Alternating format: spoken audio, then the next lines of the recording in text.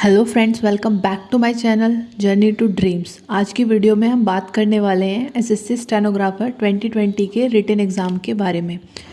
As you know, SSC ने इस exam की डेट दे दी है। 11 से 15 नवंबर को होने वाला है ये एग्ज़ाम।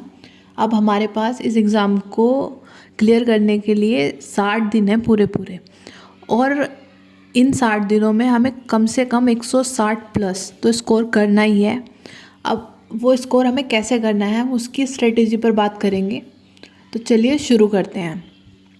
अब बात करते हैं हमें सेक्शन वाइज कितना स्कोर करना होगा जिससे कि हमारा सिलेक्शन हो जाए।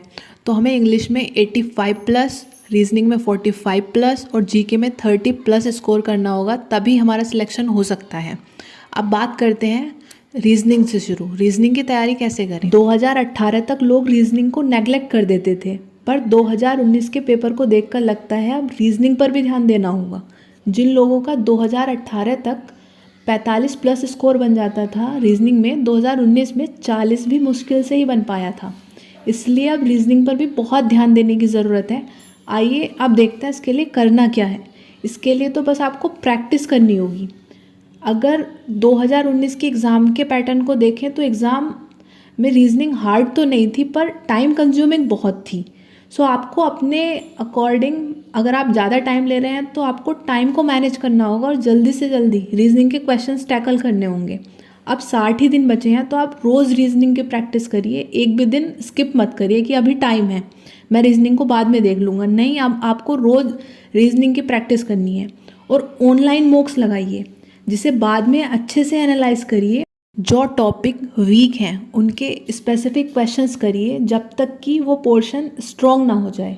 बस रीजनिंग में इतना ही करना है, प्रैक्टिस करते रहिए और आप अच्छे से स्कोर कर सकते हैं रीजनिंग में। अब बात करते हैं जीएस की। जीएस भी एक ऐसा सब्जेक्ट है, इसे भी लोग नेगलेक्ट कर देते हैं। ज़्यादातर लोग इंग्लिश पर ही ध्यान देते हैं स्टेनोग्राफर में। अच्छी बात है, देना भी चाहिए, लेकिन अब जीएस वो सब्जेक्ट बन गया है जो आपको मेरिट लिस्ट में लाकर खड़ा कर देता है। मान लीजिए आपने इंग्लिश में 85 स्कोर कर लिया और रीजनिंग में 40 और जीके में वही 20 स्कोर कर रहे हैं, तो अब आप 145 मार्क्स ला पा रहे हैं। उसके बाद भी आप सिलेक्शन से दूर हैं। सो आपको अब जीके पर भी बहुत ज़्यादा ध्यान देने की ज़रूरत है, जिससे एटलीस्ट 30 या 30 प्लस तो स्कोर करना ही है। अब देखते हैं इसके लिए आपको करना क्या है। जैसे कि आपको पता है जीके अब 2 सेक्शन में बढ़ चुका है, जीएस एंड करंट अफेयर्स। तो अब आपको दोनों पर इक्वली ध्यान देने की ज़रूरत है। अब आप कहेंगे कि 2019 में तो करंट अफेयर्स के 4 से 5 ही क्वेश्चंस आए थे, तो इक्वल ध्यान देने की क्यों ज़रूरत है। ऐसा नहीं है, डायरेक्ट तो करंट अफेयर्स के 4 से 5 ही क्वेश्चंस थे, पर अब आप बाकी जीके देखेंगे तो उस पर बहुत सारे क्वेश्चंस ऐसे मिलेंगे जो इनडायरेक्टली करंट अफेयर्स से ही जुड़े हुए थे। आप एक बार क्वेश्चन पेपर को ध्यान से देखिए और उसे एनालाइज करिए, तो आपको पता चलेगा कि करंट अफेयर के 4 से 5 क्वेश्चंस नहीं थे, उससे ज़्यादा क्वेश्चन थे। तो आप देखते हैं बेस्ट तरीका क्या हो सकता है दोनों सेक्शंस को बैलेंस करने का। तो आपको जीके के लिए यानी जीएस के लिए ल्यूसेंट की बुक्स पढ़नी है, सब्जेक्टिव और ऑब्जेक्टिव दोनों। और करंट प्रीवियस ईयर के जो मल्टीपल चॉइस क्वेश्चंस होते हैं उन्हें बार बार रिवाइज करना है। और अगर आप इनके अलावा कुछ और रिसोर्सेज फॉलो कर रहे हैं तो आपको कोई ज़रूरत नहीं है अपने रिसोर्सेज चेंज करने की, क्योंकि अब बहुत टाइम नहीं रहा कि अब आप कुछ चेंज करें, नया पढ़ें। आप और ज़्यादा परेशान हो जाएंगे। आप उसे ही पढ़ते रहें, पर उसे बार बार रिवाइज करते रहें। और हाँ, आपको जीएस में भी स्टैटिक जीके वाला जो पार्ट है उस पर बहुत ज़्यादा ध्यान देने की ज़रूरत है, क्योंकि आप यहाँ से बहुत ज़्यादा क्वेश्चंस पूछे जाते हैं एसएससी में। अब बात करते हैं करंट अफेयर्स की। इसके लिए आपको लास्ट 1 ईयर का करंट अफेयर्स तो पढ़ना ही है, पर करंट में भी जो स्टैटिक करंट वाला पार्ट है उस पर बहुत अच्छे से फोकस करना है।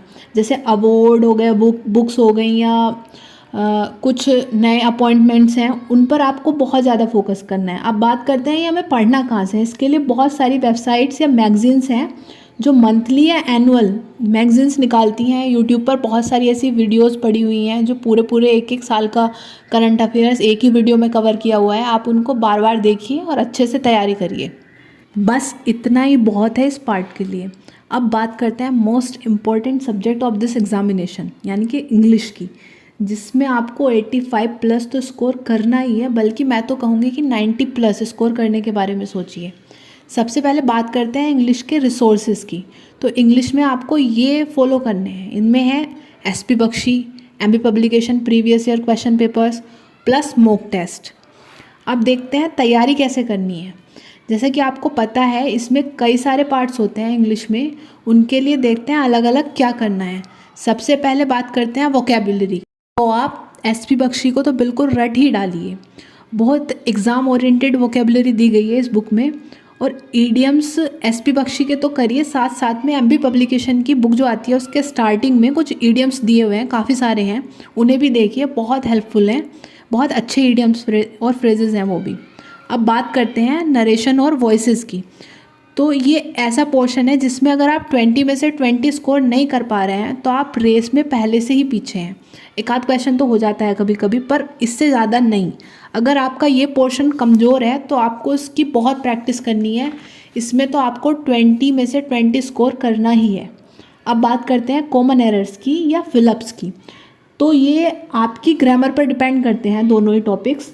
तो आप SP बख्शी से ग्रामर वाला पोर्शन तो रिवाइज करिए ही, उसके साथ साथ एक कॉमन एरर की, उसका नाम है a mirror of common errors, उसकी एक बुक आती है, उसकी कॉमन एरर्स की प्रैक्टिस करिए। उसमें बहुत सारे सेट्स दिए हुए हैं, आप उनकी प्रैक्टिस करेंगे तो आपकी एरर खुद से ही अच्छी हो जाएंगी।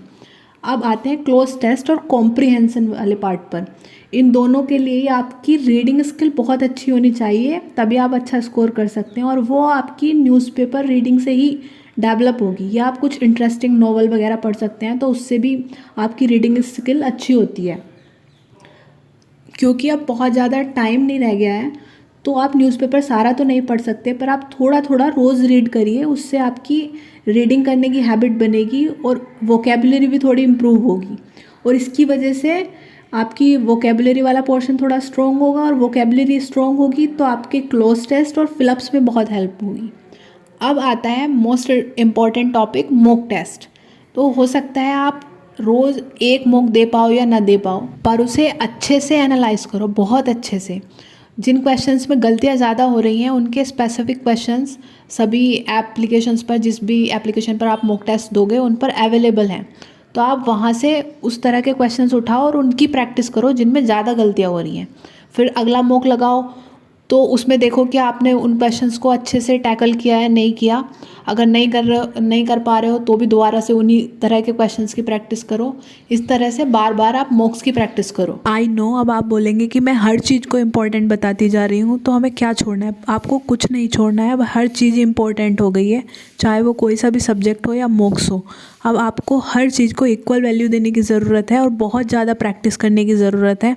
अब ज़्यादा टाइम नहीं रहा है तो अब आप अपने स्टडी के टाइम को भी बढ़ा लीजिए और 2 महीने तक, एटलीस्ट 2 महीने तक बहुत अच्छे से प्रैक्टिस करिए, रिवीजन करिए और अच्छे से एग्ज़ाम दे के आइए।